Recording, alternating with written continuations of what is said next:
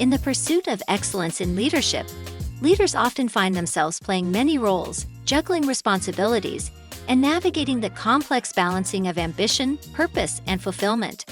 Yet, amidst this intricate dance, there lies a profound truth. To truly lead, you must first learn to lead yourself, your whole self, body and mind, soul and social. Welcome to Your Whole Self, Body and Mind, Soul and Social, a podcast where our host, Dr. W. Vernon Murray, delves into the art of balanced holistic living for leaders, or anyone for that matter, who is in pursuit of excellence and success. Our host, Dr. W. Vernon Murray, firmly believes that leadership success is not merely a matter of professional advancement and achieving strategic goals and KPI, but it is a symphony of the physical, intellectual, spiritual, and social aspects of our existence, a symphony of body and mind, soul and social.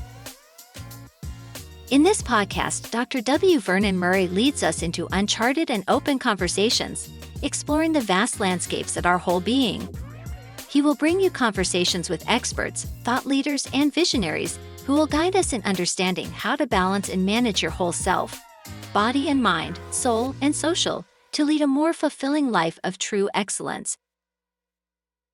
This is not just about leading in the boardroom, leading profit margins or balance sheets, but this is all about leading in life. It's about embracing our whole selves in all our complexity and beauty. So come join us on this journey as we unravel the secrets of living a balanced life and discover the true essence of leadership. Let's jump into this journey with Dr. W. Vernon Murray. Prepare to be enlightened, inspired, and transformed. So this is your whole self, body and mind, soul and social. Welcome to this podcast, a journey towards holistic self-leadership. Now here is Dr. W. Vernon Murray, your host, with today's episode of Your Whole Self, Body and Mind, Soul and Social.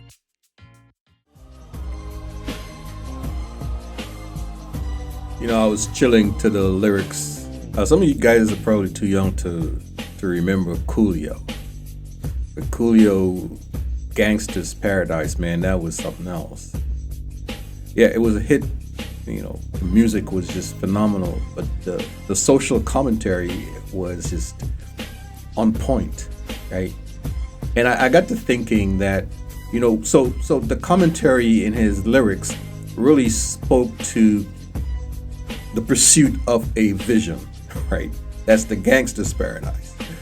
You know, albeit misguided, maybe misplaced, but yet still it spoke to the struggles and the reality of the pursuit of that gangster's paradise, that strategic vision, and those risks and those realities made it very unlikely that he may actually be able to achieve that gangster's paradise, right? And so this social commentary was all about those risks and whether or not he'll actually be able to achieve that gangster's paradise, that vision, right? So I got to thinking, you know, in my book, the 5 key risks of strategic implementation, it kind of follows that same theme, right? As a leader pursues their vision, their gangster's paradise. Maybe I ought to take the word gangsters out of there, right? Although some leaders that are actually gangsters, but hey, it's another topic for a whole nother day.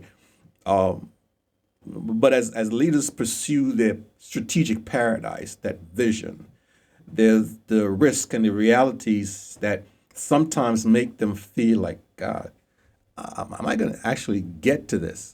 Am I going to be able to lead my team, my organization, my business to achieve this paradise, this strategic vision?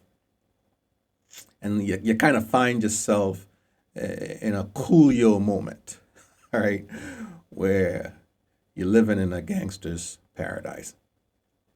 And so I talk about 5 risks that could make you feel like, hey, this is overwhelming. Am I going to be able to mitigate, overcome these risks to get to that strategic vision? 5 key risks. You know, we talk about the risk of strategic decisioning, innovation, metrics, KPIs, engagement, and strategic alignment. That's my DIMES framework. I'm sure you've seen all of my stuff on that. But those 5 risks don't include a critical risk, and I might call it the Coolio risk. Yeah, I'm sure I'm violating all kind of copyright stuff there, but the Coolio risk is the risk of those moments where, as a leader, you feel, man, I'm never gonna get to vision. I'm never gonna be able to close that strategic gap, and in that moment, you often, and I don't know about you guys, but I've been in leadership now for 3 decades, and I've had many moments where I felt deflated, discouraged, disillusioned, where I'm never gonna get to that vision. I mean, in spite of all my strategic planning and implementation and strategic decisioning, there's those moments where you feel like, God, it's just too far away. It's unreachable, unattainable. Now, if you're being honest, right? If you're being a truth teller to yourself, you know you've been there too. But here's a couple of things that strategically that you could do to help you break out of that moment. Because, like I said, I've been in leadership now for 3 decades. I've had many of those moments. But the one thing that I can tell you is that every time I've had that moment, or one of those moments where I feel like, what's the use? And nothing is going to work, right? Whenever I've had those moments, I've been able to successfully navigate out of that.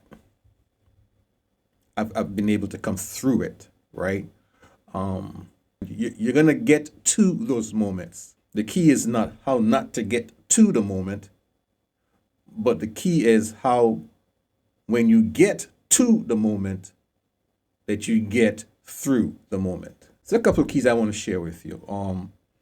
And this ties in with leading with your whole self, because this speaks to leading yourself emotionally, right? And when you feel emotionally deflated and that the vision is too far away to achieve, it's clouded in distance and in the horizon, and it's like, yeah, God, what did I bite off more than I could chew? What was I thinking? Well, you were thinking right. Don't worry about that. Just figure a way. Don't abandon the vision. Just figure a way to get through the moment. Here's a couple of things I want to share with you. One is reflect on your past successes, right? If you've been in business and leadership for any length of time, you got where you are because of some successes along the way. Those, in fact, were achievements of vision, albeit visions. Vision is one of the things that gets us discouraged, is because we see vision as the end point, right?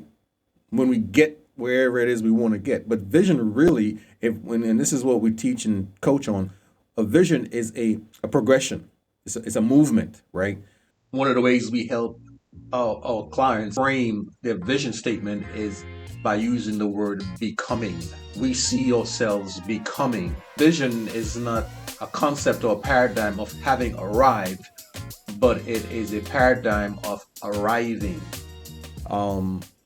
And so if you've gotten this far in business, that means you've achieved some mini visions along the way, some successes. That ought to give you some confidence that, hey, you can still achieve that big ultimate vision, because you have demonstrated the ability to achieve many visions along the way. Now, that leads me to my next point, which is sometimes when we get deflated because the vision feels unattainable, it usually is because we are just looking at the big ultimate vision and bypassing in our mind all the many steps along the way. So here's what I want you to do. If you're in a moment like this, or when you get to a moment like this, one of the ways to get through it is, of course, reflect on past successes. But key thing is this.